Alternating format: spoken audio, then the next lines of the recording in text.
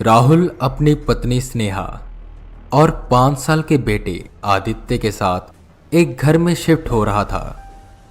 उसका ट्रांसफर एक new city में हुआ था, तो जल्द से जल्द उसने एक घर का पता लगाया।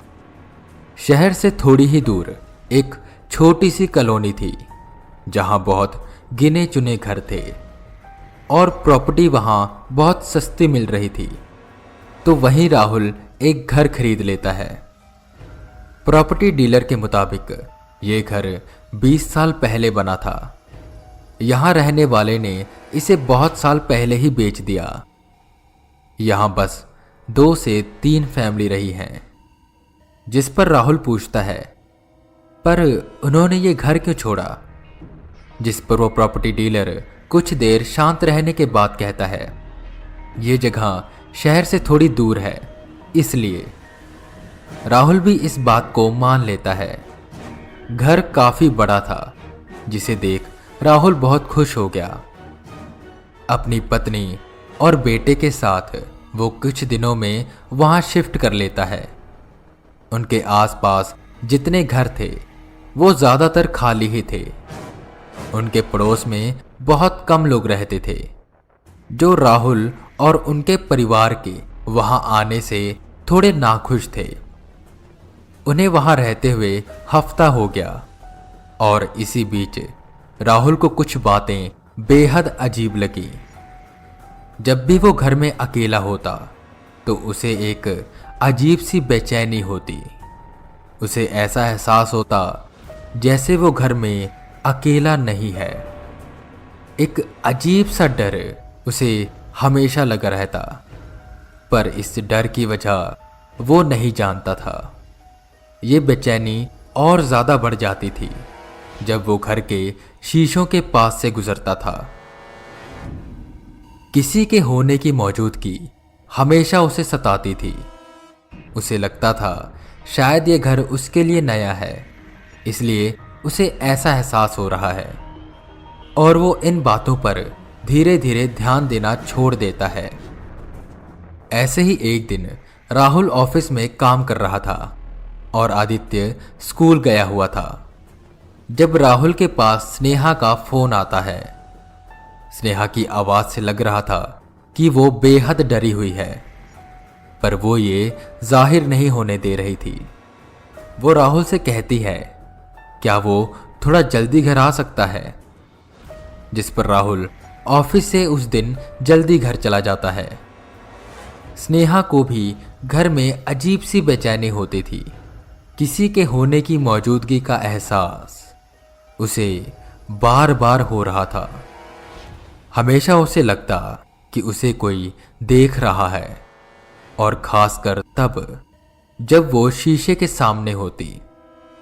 राहुल को यह एहसास होता है कि वो अकेला नहीं है जिसे ये सब महसूस हो रहा है, पर उसे अभी भी ऐसा ही लग रहा था कि ये घर उनके लिए नया है, इसलिए ऐसा हो रहा है। धीरे धीरे सब ठीक हो जाएगा। जहां राहुल और स्नेहा इस घर में थोड़ा अनईजी फील कर रहे थे, वहीं आदित्य इस घर में आकर बहुत खुश था। हमेशा की तरह अपने खिलौनों से खेलता, और उसने अपना एक इमेजिनरी फ्रेंड भी बना लिया था, जिसे वो टॉमी कहता था। सब कुछ ऐसा ही चल रहा था। वहां रहते हुए उन्हें काफी दिन हो गए, पर चीजें बदली नहीं। एक दिन राहुल सुबह ब्रश कर रहा था। बाथरूम में उसके अलावा कोई नहीं था, पर फिर भी उसे ऐसा लग रहा था कि जैसे उसे कोई देख रहा है। वो शीशे में घूरता रहता है, मानो वो किसी को उसके अंदर देखने की कोशिश कर रहा है। पर एकदम से उसके सर में तेज दर्द होने लगा और एक अजीब सी उलझन उसके मन में होने लगी। राहुल शीशे से दूर हुआ और मुंह हाथ धोकर वहां से चला गया। ऐसा अब उनके साथ रोज रोज होने लगा। वो भूत प्रेत पर मानते नहीं थे, पर जो घर में हो रहा था वो उससे तंग आ चुके थे। वो एक बाबा को बुलाते हैं। शाम के वक्त वो बाबा उनके घर आते हैं। राहुल और स्नेहा उन्हें अपनी सारी समस्या बताते हैं, जिस पर वो बाबा कहते हैं, ठीक है, तुम दोनों यहीं रुको, मैं अंदर अकेला जाता हूं। राहुल और स्नेहा बाहर ही रुकते हैं। कुछ देर अंदर रहने के बाद वो बाबा उन दोनों को आवाज लगाते हैं और अंदर बुलाते हैं। बाबा के चेहरे पर एक अजीब तरह का डर था, जो स्नेहा और राहुल साफ साफ देख पा रहे थे।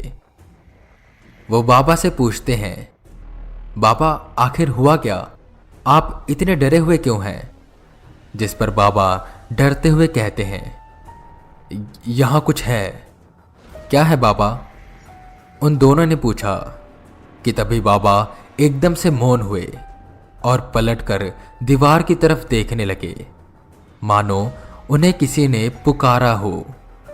बाबा धीरे धीरे दीवार के पास गए और उन्होंने वहां अपने कान लगाए। कान लगाते ही बाबा की आंखें बड़ी हो गईं। उनके सर से पसीना बहने लगा। वो कुछ दीवार के पास बड़बड़ाने लगे और एक झटके से उससे दूर हुए। बाहर आने का इशारा करते हुए वो जल्दी से बाहर की ओर जाते हैं। राहुल और स्नेहा उन बाबा के पीछे जाते हैं। बाहर आते ही बाबा उनसे कहते हैं, जितना जल्दी हो सके इस घर को खाली कर दो। पर क्यों बाबा, ऐसा क्या हुआ? बाबा हिचकिचाते हुए कहते हैं, आपकी दीवारों में कोई रहता है। दीवारों में कोई रहता है? राहुल और स्नेहा को कुछ समझ नहीं आ रहा था। बाबा इतना कहकर वहां से जाने लगते हैं। बाबा बताइए तो क्या हुआ? कहा ना, ये घर खाली कर दो, इस घर की दीवारों में कोई रहता है। इतना कहकर बाबा वहां से चले गए। दीवारों में कोई रहता है? ये सुन राहुल और स्नेहा एकदम से डर गए। हालांकि उन्हें कुछ भी समझ नहीं आ रहा था, पर यह सुनकर कि उनके घर की दीवारों में कोई रहता है, उन्हें चिल्स आ रहे थे। स्नेहा भागकर आदित्य के पास जाती है। राहुल भी उसके पीछे पीछे जाता है। आदित्य अपने कमरे में कुछ ड्रॉ कर रहा था। राहुल और स्नेहा उसकी वो ड्राइंग देखते हैं, जो बेहद ही अजीब और डरावनी थी। एक बड़ा सा इंसान जैसा दिखने वाला जीव, जिसकी मुस्कान बहुत अजीब थी और आंखें बड़ी बड़ी, चेहरे पर नाक नहीं और सर पर बाल नहीं थे। राहुल चिंतित हो जाता है और कहता है, आदित्य ये क्या ड्रॉ कर रहे हो? आदित्य बड़ी मासूमियत से कहता है, ये उसका फ्रेंड टॉमी है। आपका फ्रेंड ऐसा दिखता है? स्नेहा ने पूछा, जिस पर आदित्य कहता है, हाँ, कई बार वो उससे मिलने आता है और उसके साथ खेलता भी है। राहुल और स्नेहा उलझन में पड़े बस एक दूसरे की तरफ देख रहे थे। राहुल आदित्य से कहता है, तो आप हमें अपने फ्रेंड से नहीं मिलाओगे? जिस पर आदित्य थोड़ा गंभीर हो जाता है और कहता है, नहीं, वो आप दोनों को पसंद नहीं करता, वो बस मुझे पसंद करता है। ये सुन राहुल और स्नेहा बहुत डर जाते हैं। ये क्या हो रहा है उनके साथ? उन्हें कुछ भी समझ नहीं आ रहा था। इन सब पर यकीन कर पाना एक तरह से नामुमकिन था। वो इन बातों को भुलाने की कोशिश करते हैं और उसी घर में रहते हैं। दिन ऐसे ही बीतते जा रहे थे।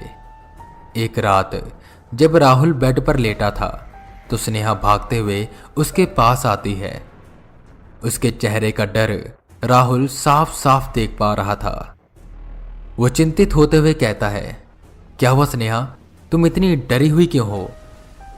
जिस पर वो कहती है कि वो नहा रही थी कि तभी उसने देखा बाथरूम के शीशे से उसे कोई देख रहा है। राहुल का दिल ये सुनते ही कुछ पलों के लिए थम सा गया। वो सीधा बाथरूम की ओर गया और अंदर देखने लगा, पर वहां कोई नहीं था। राहुल इतना परेशान हो गया था कि वो रोने लगा।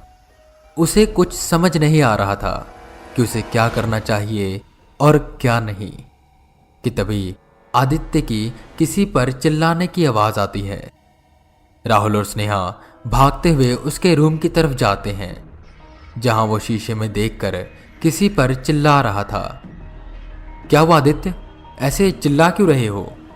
राहुल ने पूछा, जिस पर आदित्य रोते हुए कहता है, टॉमी कह रहा है वो मुझे ले जाएगा, पर मैं उसके साथ जाना नहीं चाहता, इसलिए मैं उसे डांट रहा हूं।